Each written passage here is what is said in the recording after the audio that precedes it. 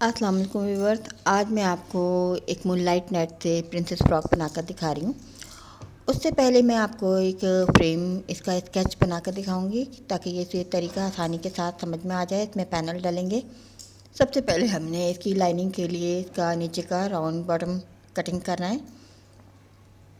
इसका मैं अंदाज़ा लगा रही हूँ। ये छोटा सा मैं डिज़ाइन बनाकर आपको दिखा रही हूँ कि असल में ये पैनल हमारे किस तरह से कट होंगे। मैं 2 इंच पर ये सबसे पहले हमें वेस्ट की कटिंग करनी होती है। वेस्ट के लिए मैं निशान लगा रही हूँ। ये वन साइड है, बैक या फ्रंट में से कोई एक चीज़ आप कह सकते हैं। ये जो हमने अगर हमें वेस्ट का साइज़ कम लगता है तो अगर हमें उससे वेस्ट का साइज़ बढ़ाना है तो हम यहाँ से बढ़ाएंगे, यहाँ से मज़ीद और कटिंग करते हैं तो ये हमारा वेस्ट का साइज़ बड़ा हो जाता है। अब इसमें क्योंकि पैनल कटिंग बनेंगे इसलिए हमें इसकी चौड़ाई जो है वो वेस्ट के साइज़ से ज़्यादा रखनी है। अगर हमारा 12 वेस्ट का साइज़ है तो हम इसको 4 इंच और ज़्यादा लेकर 16 रख लेंगे। अब आप ये देखिए मैं 5 इंच इसकी लेंथ लेकर ये राउंड बॉटम की कटिंग कर रही हूँ। ये ओरिजिनल फ़्रॉक नहीं है। ये सबसे पहले मैं आपको एक स्केच बनाकर दिखा रही हूँ कि असल में ये फ़्रॉक किस तरह से कट होता है, हम किस तरह से कपड़े को फोल्ड करके। ये बड़ी चीज़ों में ये चीज़ें वाज़ेह नज़र नहीं आती तो मैं इसलिए आपको पहले पेपर कटिंग दिखाऊंगी, इसकी ओरिजिनल कटिंग। उसी के अंदाज में मैंने बड़े फ्रॉक को कटिंग करना है। अब आप ये देखें ये एक साइड का है, चाहे आप इसको फ्रंट या बैक में से किसी एक साइड को कह सकती हैं। अब इसको मैं मज़ीद 3 हिस्सों में इस तरह से तकसीम करूँगी तो इससे हमारी ये 6 पैनल इस तरह से तैयार हो जाएंगे। पैनल हम इस तरह से जो कट करते हैं ये लाइनिंग के पैनल होंगे। एक जो पहले नीचे की लाइनिंग में भी पैनल हैं और ऊपर की भी पैनल हैं तो ये लाइनिंग के पैनल होंगे। उसी के ऊपर हमारी कटिंग जो होगी वो ओरिजिनल फ्रॉक की होगी क्योंकि ये नीचे से गोल पैनल होंगे, गोलाईदार। अब आप ये देखें मैंने इसको 3 हिस्सों में ट्रिपल इसको फोल्ड किया है तो ये इसके 6 निशान 5 निशान बन गए हैं लेकिन पैनल के 6 ये हिस्से बन गए। अब ये जो मेरे निशान फोल्डिंग से बने हैं इसको हम कपड़े पर आयरन करके बना सकते हैं। ये देखिए ये मेरे निशान हैं, जैसे जैसे मैंने इसको फोल्ड किया हुआ था पेपर के निशान हैं उसी के ऊपर मैं निशान लगा रही हूँ।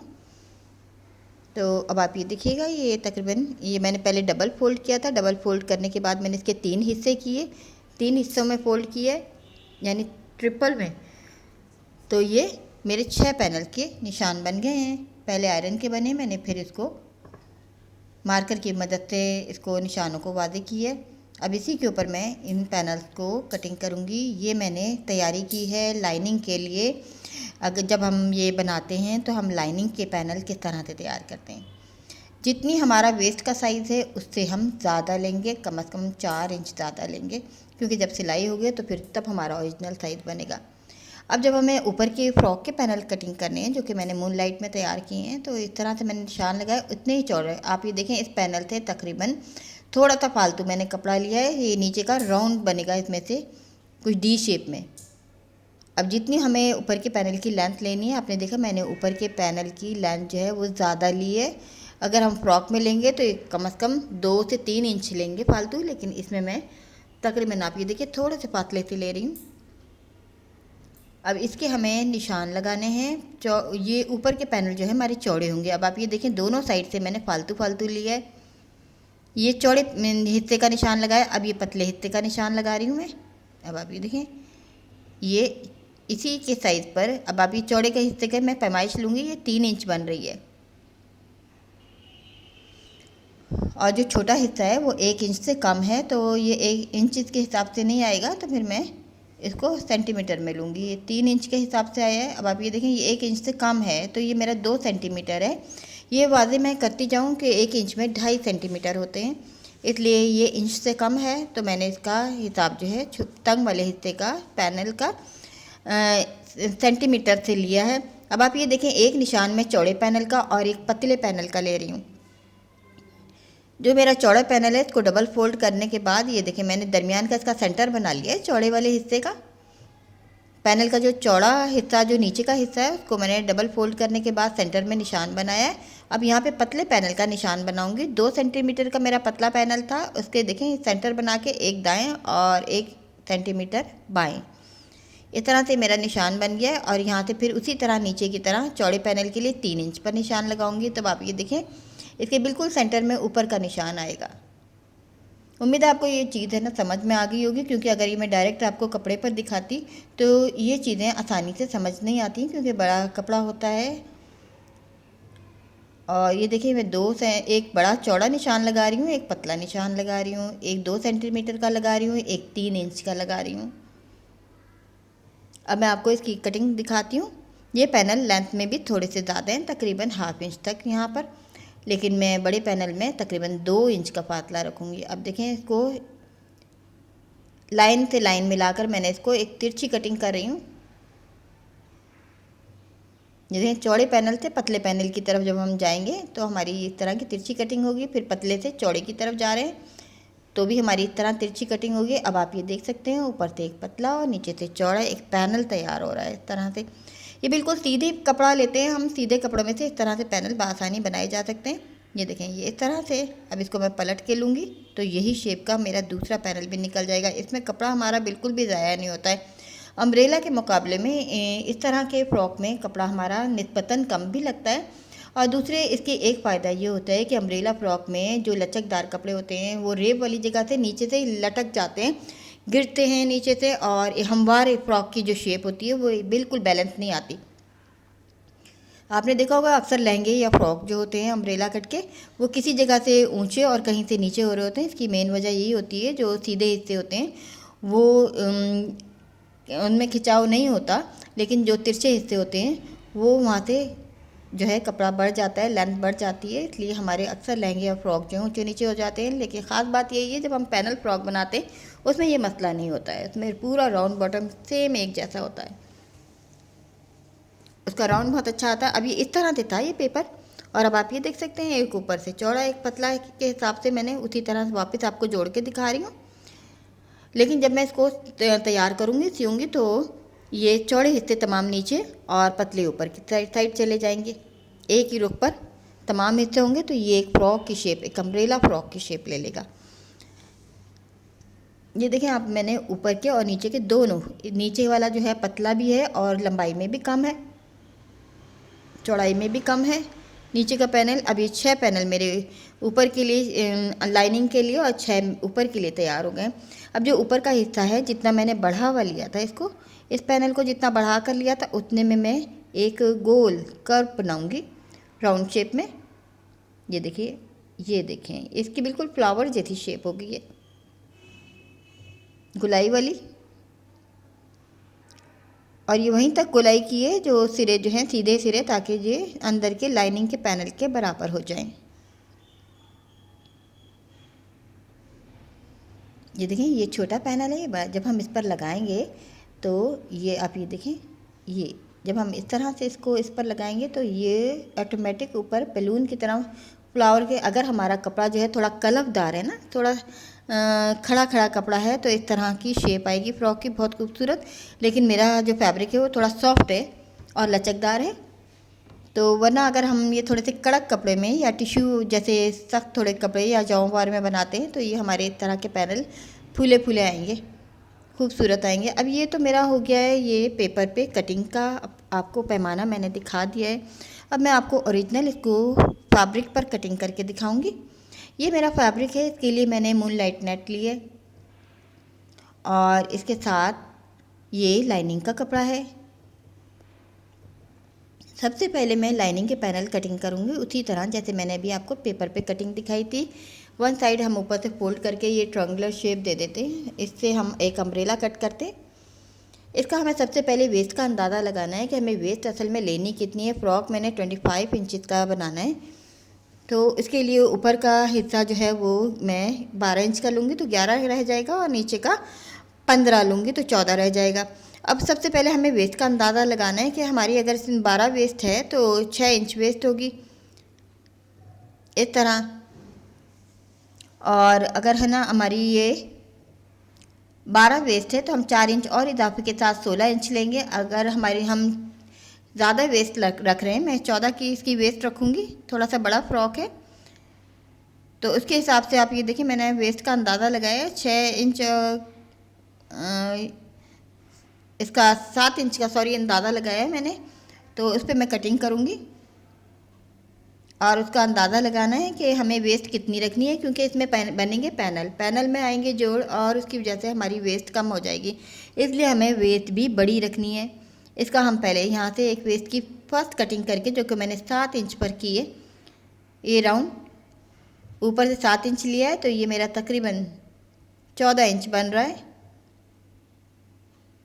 14-15 इंच बन रहा है। अब मैं इसको मज़ीद इतना और कटिंग करूँगी तो ये मेरा वेस्ट का साइज़ जो है बड़ा हो जाएगा।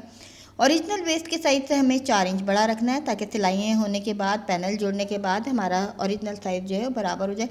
अब ये तकरीबन 18 इंचज़ हो गया है, यानी कि हमें 8 इंच पर ऊपर कटिंग करनी चाहिए। अगर हमारा राउंड ऊपर का कम है तो पहले हम इसको वेस्ट को बड़ा बनाएंगे। अगर फ़र्ज़ करें हमारी वेस्ट थोड़ी सी बड़ी भी हो जाती है, 18 इंच की जगह 20 भी हो जाती है जोड़ने के बाद पैनल, तब भी कोई बात नहीं है, उसे हम चुनों में देकर कवर कर सकते हैं। अब आप ये देखें, ये मैंने 16 इंच पे ये ले लिया है, क्योंकि ये 14 इंच पर लिया है मैंने इसको, क्योंकि इसके ऊपर जो दूसरे मेरे बड़े पैनल लगेंगे वो 2 इंच इजाफे के साथ होंगे, 2 से 3 इंच। ये हमारी मर्ज़ी होती है, फ़्रॉक हमारा थोड़ा सा छोटा भी हो जाए या बड़ा भी हो जाए, इसमें कोई टेंशन की बात नहीं। फ़्रॉक हर साइज़ के खूबसूरत लगते हैं, बल्कि जो नॉर्मल साइज़ के फ़्रॉक हैं वो ज़्यादा खूबसूरत लगते हैं। छोटी बच्चियों के, छोटी एज की बच्चियों के ऊंचे फ़्रॉक अच्छे लगते हैं। जो ज़्यादा बड़ी बच्चियां हों तो उनको हम थोड़े से लॉन्ग फ़्रॉक पहनाना पसंद करते हैं। अब ये एक लाइनिंग का हिस्सा कट गया था मेरा, अब ये दूसरा हिस्सा लाइनिंग का कटिंग कर रही हूँ, एक फ्रंट के लिए और एक बैक के लिए। इसको भी मैंने इसी तरह कॉर्नर को डबल फोल्ड किया है, और ये त्रिकोण की शक्ल में हम अम्ब्रेला कट करते हैं। जब हमारा एक हिस्सा कट जाता है तो दूसरा कटिंग करना कुछ मुश्किल नहीं होता। अब मैं इसके 3 पोर्शन करूँगी, 3 हिस्से करूँगी, बिल्कुल इसी तरह जैसे कि मैंने आपको पेपर पर दिखाया था। इसको बिल्कुल बैलेंस करना है, बराबर बराबर 3 हिस्सों में। ये डबल पहले फोल्ड है, फिर उसके बाद 3 हिस्से और मज़ीद फोल्डिंग होंगी।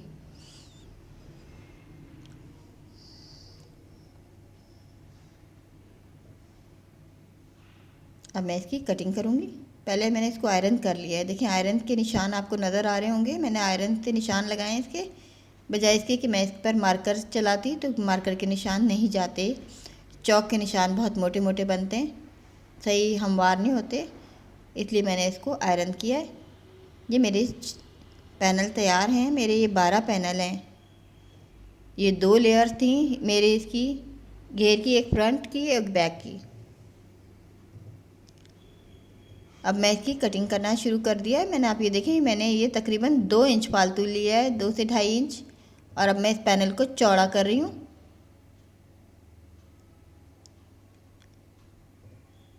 अब आप ये देखें 2 इंच का इधर से मैंने 2 इंच का तकरीबन गैप लिया है इधर,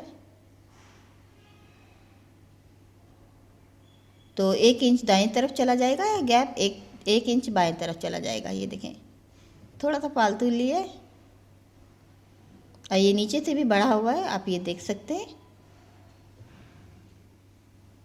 अब ये मेरा एक फ्रेम तैयार हो गया है, इसी के ऊपर मैं बाकी के पैनल अपने कट करूँगी।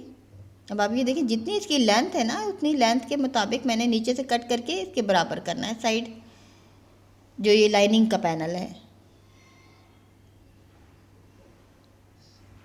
ताकि नीचे से इसकी फ्लावर के पेटल्स की तरह इसकी शेप आए। अभी पैनल भी एक अलट और एक पलट करके इसी तरह से कट होंगे।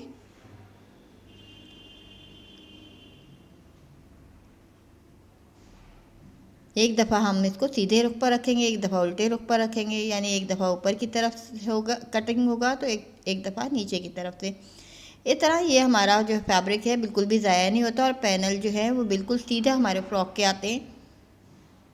इस तरह से ये 12 पैनल मैंने नेट के तैयार करने हैं, और 12 जो हैं वो इसके लाइनिंग के तैयार होंगे। अब आप ये देखिए, लाइनिंग का पैनल बिल्कुल सीधा और लेकिन छोटा है।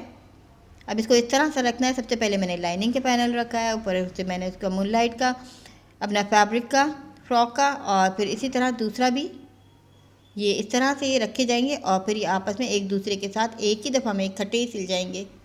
ये लें, ये मैं आपको सिलाई से पहले ये इसलिए दिखा रही हूँ, बाद दफ़ा समझने में मुश्किल होती है सिलाई करते हुए कपड़े को।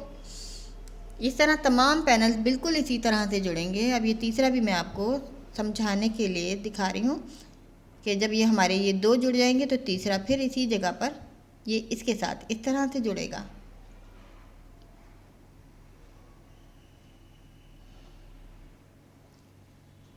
ये पैनल की तैयारी हो गई। अब मैंने ये योग का कपड़ा लिया है, इसकी लेंथ मैंने 11 इंच लिए और इसकी चौड़ाई मैंने 14 इंच।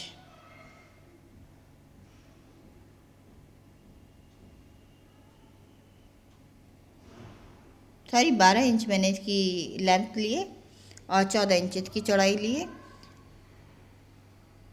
ये फ्रंट और बैक की दोनों योग जो हैं उनका कपड़ा एक जितना लिया है।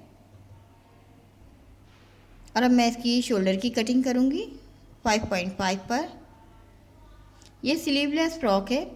इसको स्लीवलेस बनाने का मकसद ये है कि आप समर सीज़न में हम इस फ्रॉक को इसी तरह भी पहना सकते हैं और विंटर में हमें इसके साथ हाई नेक पहनानी होगी। हाई नेक के साथ इस तरह के फैंसी फ्रॉक खूबसूरत लगते हैं। नीचे से भी थोड़ा सा कर्व देना है।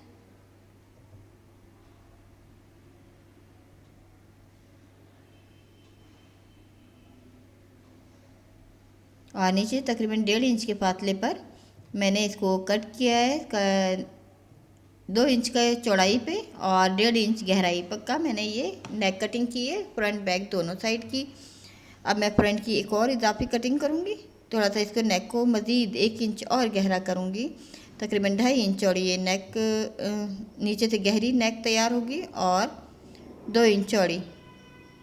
अब ये फ्रंट का आर्म होल भी इजाफी कट होगा ताकि इसकी फिटिंग अच्छी आए। और गहरी करना चाहें तो हम नेक को और भी गहरा कर सकते हैं।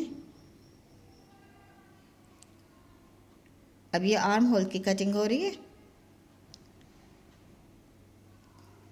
अब जो ये बैक साइड है, बैक साइड पर ये जिप लगेगी इसलिए जिप की कटिंग भी होगी। अब जब ये मेरा ये लाइनिंग की योक तैयार हो गई है तो इसी के ऊपर रखकर मैंने जो मेरा ओरिजिनल कपड़ा है मूनलाइट, इस पर मैं योक कटिंग कर रही हूँ।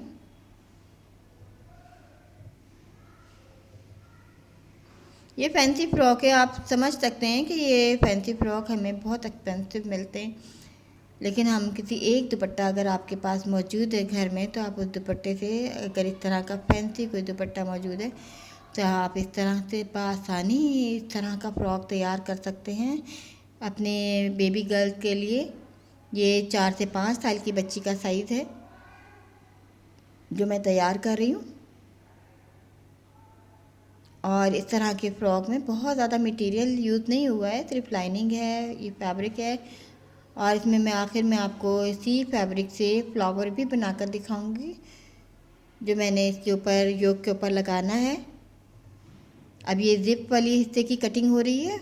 बैक साइड है, ये बैक साइड पर ये ज़िप की वजह से बिल्कुल सेंटर में से कटिंग किया है। फ्रंट बैक बिल्कुल एक जैसे हैं, वरना सिर्फ फ्रंट पर नेक की गहरी कटिंग है और आर्म होल की कटिंग है, जबकि बैक साइड का पर ज़िप के लिए पीछे से खोल दिया गया है। अब एक पट्टी मैं और ले रही हूँ। जब मैं हम ज़िप लगाते हैं वन साइडेड तो उस पर एक पट्टी भी लगाते हैं, जो कि अभी इसको मैं आपको स्टिच करके दिखाऊंगी।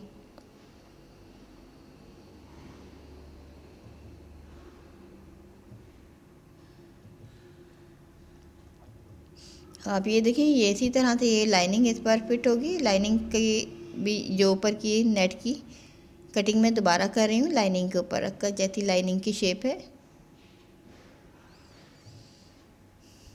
अब मैं आपको इसकी स्टिचिंग दिखाती हूँ।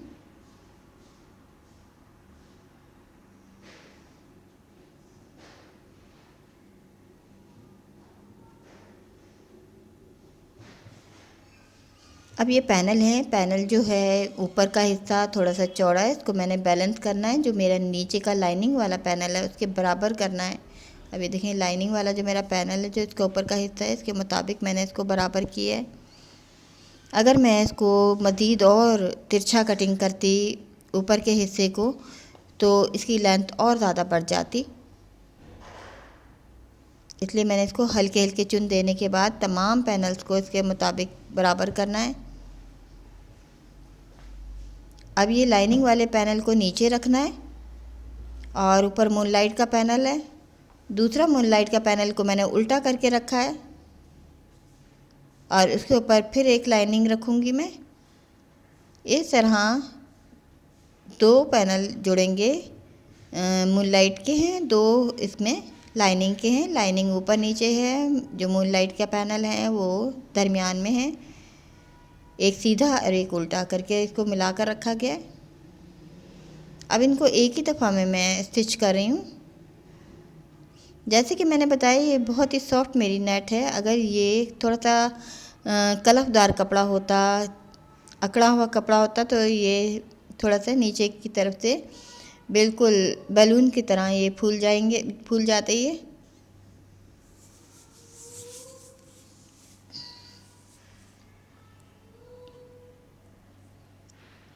ये फ्रॉक अगर हम राव सिल्क में बनाएं तो ज़्यादा खूबसूरत तैयार होगा। वो थोड़ा सा कड़क कपड़ा होता है, कलफदार, तो उसमें है ना ये और भी ज़्यादा खूबसूरत इस तरह की चीज़ें आएंगी। अब आप ये देखें, ये इसको इसके साथ जोड़ने के बाद मैं तीसरा पैनल जोड़ूंगी। मैं आपको ये बस थोड़ा ही दिखा रही हूँ, 2-3 पैनल जोड़कर ये 12 के 12 पैनल बिल्कुल इसी तरह से एक सीक्वेंस में जुड़ेंगे और ये एक राउंड तैयार हो जाएगा।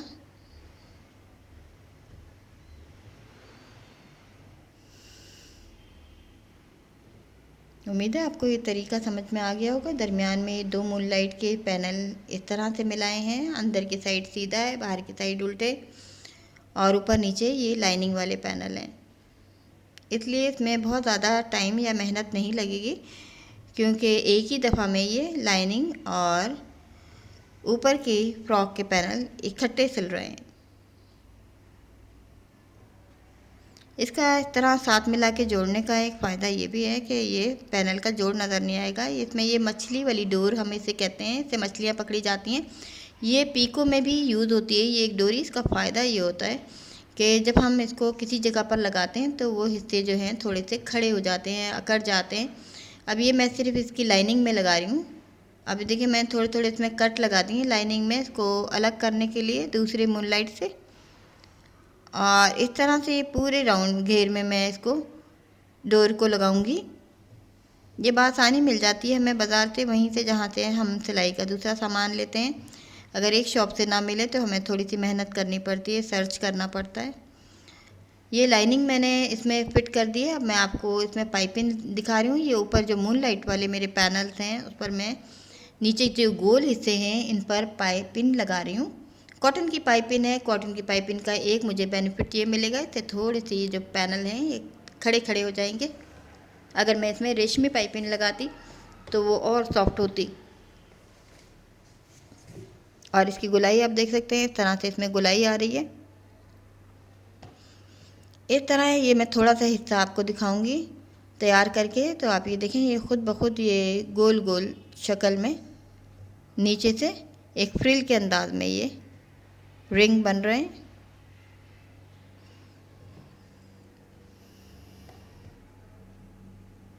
और पूरे के पूरे घेर पर इसी तरह से ये पाइपिंग लगानी है। मैं लेकिन आपको पूरा नहीं दिखा रही हूँ, थोड़ा सा ही हिस्सा दिखाऊंगी। बाकी ये इसी तरह से कंप्लीट करना है पूरा का पूरा। आप ये देख रहे होंगे, उम्मीद है आपको ये समझ आ गई होगी नीचे की पाइपिंग भी।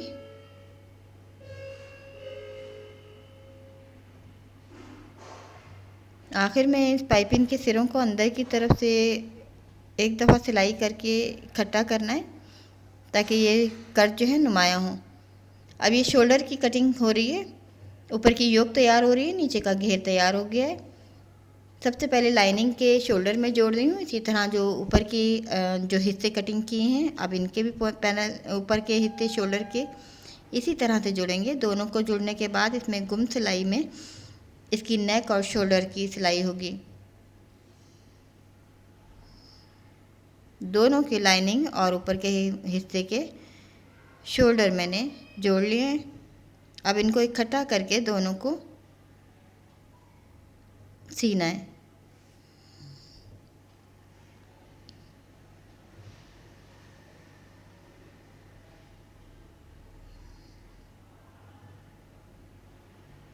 बिल्कुल एक ही जैसी शेप है। सबसे पहले मैं नेक की सिलाई करूँगी।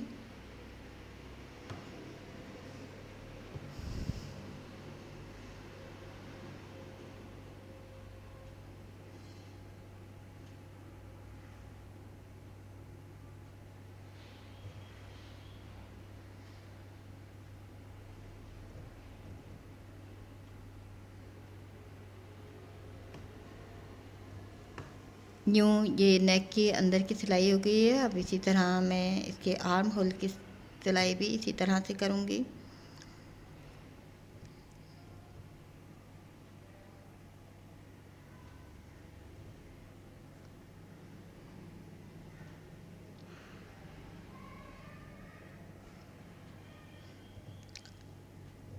इसको खोल खोल के सिलाई करना होता है कि कहीं से कम ज़्यादा ना हो जाए।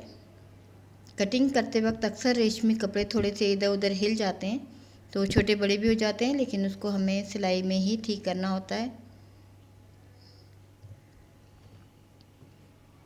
ये दूसरा आर्म होल है, उसे भी इसी तरह से सिलाई करना है।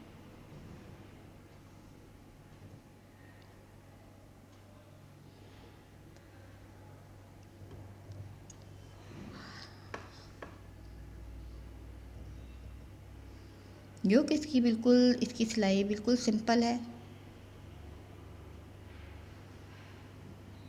ये आर्म होल की सिलाई भी हो गई है। ये गुम सिलाई में अब मैं आपको दिखाती हूँ। इसको मैंने पलटना है, कहीं कहीं कट लगाने हैं जहाँ पे गुलाई वाले हिस्से हैं।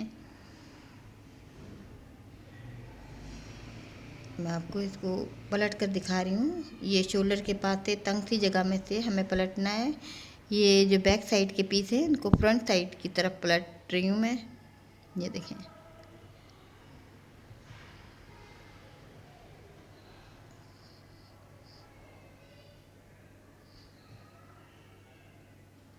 इस तरह से ये पूरी योक जो है वो सीधी हो गई है।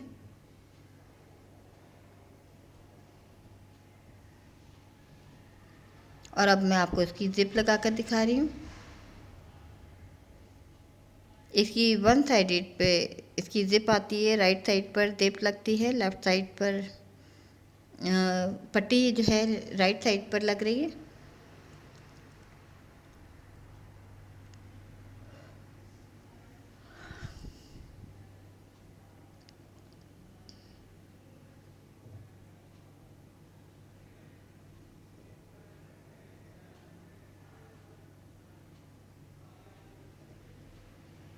एक सिलाई जब हम जिप के लिए पट्टी लगाते हैं तो ऊपर की तरफ भी करते हैं।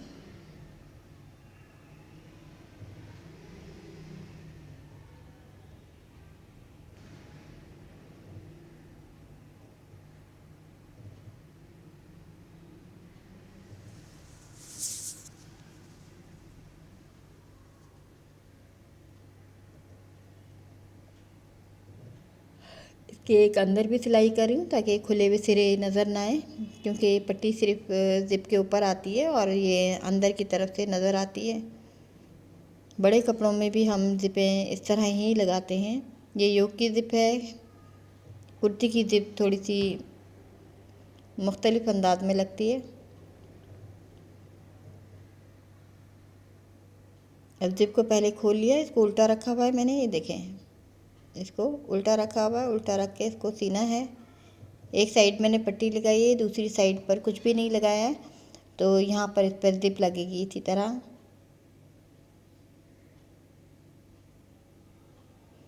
इसके लिए कोशिश की जाती है कि ज़िप करीब तरीन कम से कम से हिस्से इसके बाहर की तरफ खुले रहें, पूरी की पूरी ज़िप कवर हो जाए। जहाँ पर ये प्लास्टिक की एक दानों की चेन बनी हुई है, ये इसके करीब तरीन हमें सिलाई करना होती है। अब एक सिलाई मैं ऊपर से भी कर रही हूँ।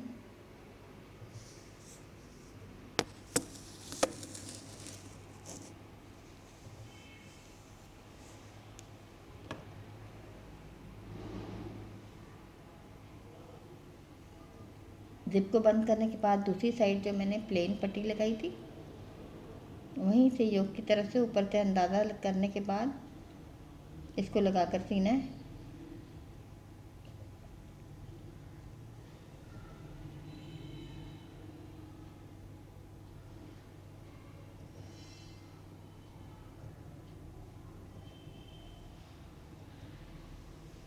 और इस तरह से ये ज़िप भी लगकर तैयार हो गई है। ज़िप लगाने का एक फ़ायदा ये भी होता है कि बिल्कुल ऊपर से बंद रहती है, योक खुली हुई नहीं होती और दूसरे इसको पहनाना आसान रहता है।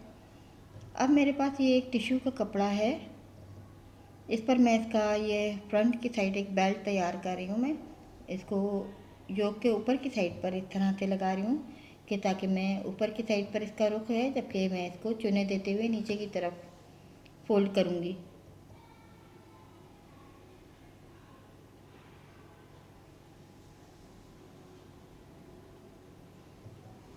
आखिर में आपको मैं इसके फैब्रिक का फ्लावर भी बना कर दिखाऊँगी, जो कि मैंने एक बड़ा सा फ्लावर बना के इसकी योक पर फिट करना है। अब देखें, इस टिश्यू को मैंने नीचे की तरफ पलट दिया है, इसमें मैं छोटे छोटे प्लेट दूंगी।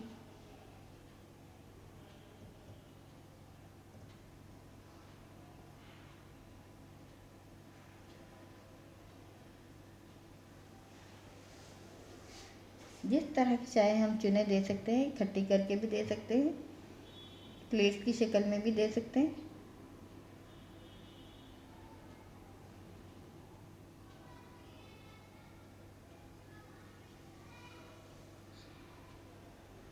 अब ये इकट्ठी करने के बाद मैं इस पर सिलाई करूँगी।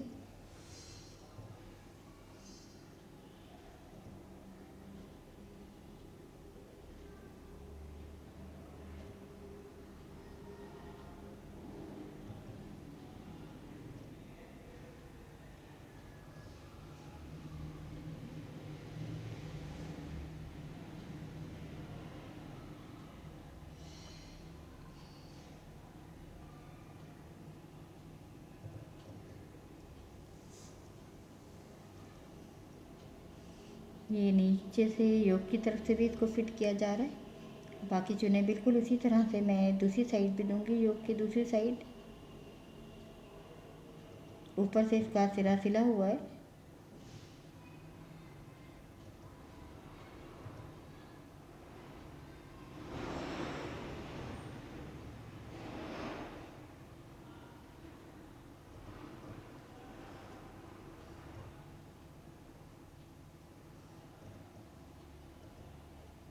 इसका बाकी कपड़ा मैंने अलग कर दिया है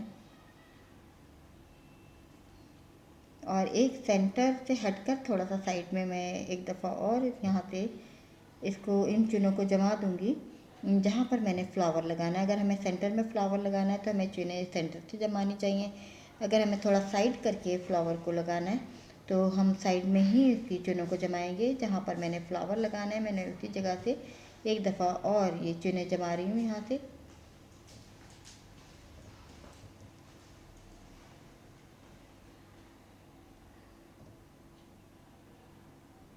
ये इस तरह से योक बिल्कुल कंप्लीट हो गई है। इसकी सिर्फ साइड करनी है।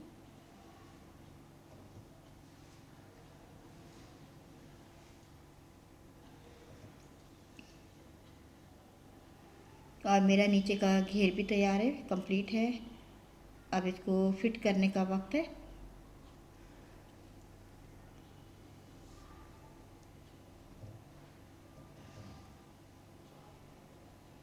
चाहे तो हम साइड में ये बैक साइड पर बांधने के लिए टिश्यू का या किसी बारीक खूबसूरत कपड़े का ये एक हम बेल्ट भी बना सकते हैं, जिसको बैक साइड पर हम वो बनाकर इसको फिटिंग में भी इस्तेमाल कर सकते हैं। लेकिन इसकी ज़रूरत नहीं, मैंने पूरे पूरे साइज़ की फ़्रॉक सी है तो इसलिए इसमें इतनी कोई ख़ास ज़रूरत नहीं थी।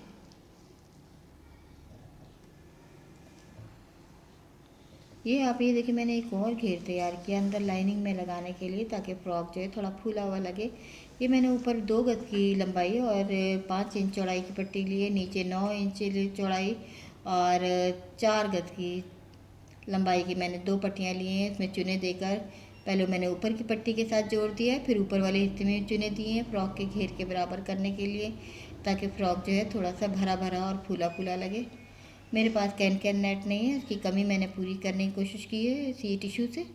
अगर हमारे पास घर में ऐसा कोई बारीक कलफदार कपड़ा हो तो हमें कैन की ज़रूरत नहीं है, हम उससे भी फ़्रॉक को खूबसूरत बना सकते हैं, फूला हुआ बना सकते हैं। अब ये लाइनिंग और जो नीचे का घेर है उसको मिलाकर मैं एक ही दफ़ा में एक ही सिलाई में जोड़ रही हूँ। सबसे पहले मैंने घेर को अटैच कर रही हूँ और उसके साथ लाइनिंग भी, जो मैंने लाइनिंग के लिए एक और घेर तैयार किया है। इसको मज़ीद अगर हम इसको चाहते हैं कि हमारा फ्रॉक और फुला हुआ लगे, तो हम इसके नीचे जो मैंने अंदर से टिश्यू की लाइनिंग बनाई है, ये इसके अंदर भी हम एक और कोई चीज़ दे सकते हैं। अभी मेरा फ्रॉक तो हो गया है कंप्लीट, तो अब मैं इसके फ्लावर बना के दिखा रही हूँ। एक सीधी पट्टी ली है, इसको डबल फोल्ड किया है टिश्यू की पट्टी को, और करने के बाद मैंने इसका एक सिरा इस तरह से चुने देकर फोल्ड कर दिया है, सी दिया है, छोटा कर दिया है। और इसमें इसके बाद मैं दूसरे हिस्से में भी इस तरह लंबाई के रुख भी चुने दे रही हूँ, ताकि इसके ये जो फ्लावर्स के पेटल जो हैं वो अलग अलग सेपरेट हो सके। ये देखें, ये सेपरेट करने के लिए ये वाली सिलाई हो रही है, जबकि इन फ्लावर के इन पेटल्स को एक चुनदार फ्लावर की शेप देने के लिए एक चुनों की मैं एक राउंड ये ले रही हूँ और एक तिरछा ले रही हूँ। ये काफ़ी लंबी सी पट्टी ली है। अब हमारी अपनी मर्ज़ी होती है कि हम जितना चाहे गहरा फ्लावर बनाना चाहते हैं उतनी बड़ी हम पट्टी ले लेते हैं। तकरीबन ये मेरी 1 गज से ज़्यादा लंबाई की पट्टी है, जिसका मैं ये बना रही हूँ। इसको मैंने डबल फोल्ड किया हुआ है। अब जब वो तैयार हो जाएगी तो फिर एक मूनलाइट की मैंने पट्टी ली है, इसी तरह से उसमें भी मैं चुने दे रही हूँ। इसमें गहरी गहरी चुने देनी है, जितनी ज़्यादा आ सकती हैं, क्योंकि इसको मैंने बहुत ही छोटे से राउंड पर फिट करना है। गहरी चुने देनी होती हैं, जितना आप ज़्यादा चाहे गहरा कर लें। अगर आपके एक राउंड में गहरी चुने नहीं आती, इसको दोबारा रिपीट करते हैं, यानी कि उसको दोबारा उसी तरह से फिर चुने देते हैं 2 से 3 दफ़ा। तो इस तरह ये हमारा ये राउंड जो है ये गहरा हो जाएगा चुनों वाला।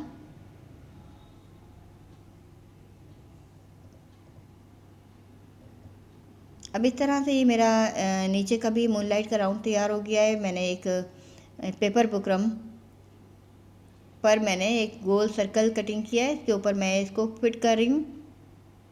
पहले मूनलाइट के राउंड को इसकी मैंने ना सिरे की कटिंग नहीं की है, और ना ही मैंने इसको डबल किया है। इसके धागे नहीं निकलते, इसलिए मैंने इसको किनारों को मैंने ना सिलाई किया है ना कटिंग किया है। ये मैंने आउटलाइन लगा दी है इसकी मूनलाइट की फ्रिल बनाकर। और अब जो मैंने ये टिश्यू के मैंने ये बनाए हैं पेटल वाली एक लेस की तरह बनाया है, ये हम इसको लेस के तौर पे भी इस्तेमाल कर सकते हैं। बच्चों के फ्रॉक और के आर्म होल में लगा सकते हैं, नेक पर लगा सकते हैं, नीचे राउंड बॉटम में लगा सकते हैं। इस तरह की चीज़ें आप ये देखें, बिल्कुल ये फ्लावर के पेटल्स की तरह से तैयार हो गए हैं। इस तरह से हम बच्चों के ना हेयर बैंड पे लगाने के लिए भी, हेयर कैच पे, इस तरह की चीज़ें हम बनाकर घर में भी अपने कोई हेयर कैच या हेयर बैंड को इस तरह से डेकोरेट कर सकते हैं। ये देखिए, मैं इनको और मज़ीद गहरी चुने कर इकट्ठा कर रही हूँ, और इसका राउंड ये छोटा कर लिया है मैंने। पहले ये जो नेट के फ्रिल का राउंड है वो मैंने बाहर की साइड लिया था, अब इसको थोड़ा सा अंदर की साइड कर रही हूँ। अब जब मेरा एक राउंड पूरा हो जाएगा तो इस राउंड को मज़ीद और छोटा करूँगी अंदर की साइड थोड़ा सा, और इसकी जो दायरा है वो मैंने और छोटा कर दिया है सर्कल, ताकि पत्तियाँ नुमाया हो सकें। आप ये देखें, अंदर की तरफ से कर रही हूँ तो ये बिल्कुल अंदर का जितना पेपर बुकरम का हिस्सा था वो तकरीबन ख़त्म हो गया है। इसका राउंड जो है सर्कल में अंदर की तरफ लेती जा रही हूँ, इसको छोटा करती जा रही हूँ, यहाँ तक कि ये मेरा आखिरी हिस्सा भी सिलाई हो गया है। इसको 2-3 सिलाइयाँ की हैं मैंने, और इसमें मज़ीद डेकोरेट करूँगी मैं इसको। ये ग्लू गन की मदद से मैं इसको फ्लावर को लगा रही हूँ। ये सबसे आसान तरीका होता है इस तरह की चीज़ें लगाने का। ये बहुत अच्छे तरीके से ये इस पर फिट हो जाती हैं। टिश्यू वगैरह की चीज़ें, ग्लू गन होती है, इसमें ग्लू का रॉड लगता है। अब ये मेरे पास ये इस तरह से ये बीड्स हैं, वो भी मैं इसमें फिट कर रही हूँ। गोल्डन है, इसमें हमारी मर्ज़ी होती है, जो चाहे हमारे घर में जो चीज़ें सहूलतें मिल जाएं उन्हीं को हम फिट कर सकते हैं। वो भी ना मिलें तो हम कुछ भी इसमें लगा सकते हैं। इस तरह का ज़ीरा बनाने के लिए कभी कभी हम अपनी किचन की चीज़ें भी यूज़ कर लेते हैं, ड्राई फ्रूट्स की चीज़ें भी यूज़ कर लेते हैं। अब ये देखें कितना खूबसूरत सा एक फ्लावर इसके फ्रॉक को डेकोरेट करने के लिए रेडी हो गया है। बड़ा सा फ्लावर तैयार हो गया है ये, और ये बहुत अच्छे तरीके से ये ग्लू से ये लग रहा है आम किस्म के ग्लू जो है वो इतना अच्छा काम नहीं करते। ये ग्लू गन से ये बहुत अच्छी तरह से चीज़ें पेस्ट हो जाती हैं। अब आप इसकी फाइनल लुक देखें। ये बिल्कुल स्लीवलेस और ऊपर से बिल्कुल सिंपल योक वाला फ्रॉक है। सिर्फ इसकी तमाम खूबसूरती जो है वो नीचे के कट की वजह से और इस फ्लावर की वजह से। कुछ इसका फैब्रिक बहुत शाइनिंग है, चमकदार है, और इस तरह के जो फ्रॉक हैं हम किसी भी ओकेजन पे, किसी स्पेशल ओकेजन पर हम बच्चों को पहना सकते हैं। इस पर बहुत ज़्यादा ख़र्चा भी नहीं है।